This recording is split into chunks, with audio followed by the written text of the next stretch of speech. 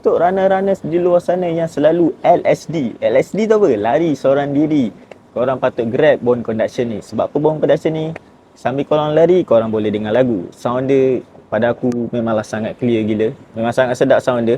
Walaupun dia tak ada speaker, nampak tak ada speaker kat sini. Sound dia memang sangat jelas. So bila korang pakai ni, dia tak masuk habis kat telinga korang. Dia dekat belah tepi ni je.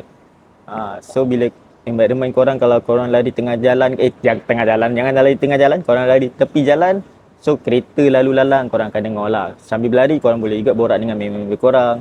Kalau korang pakai earbud kecil tu kan, masuk telinga habis, korang tak dengar environment korang. Sekarang korang tak dengar kereta lalu ke, kena horn ke apa, korang tak dengar. So sangat bahayalah benda tu.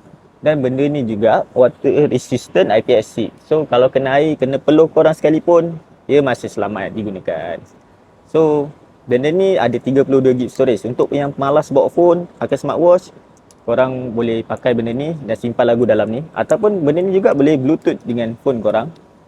So pada aku memang sangatlah berbaloi gila beli benda ni. So mana korang nak dapatkan bone conduction ni, korang boleh tekan di back kuning sekarang, okay?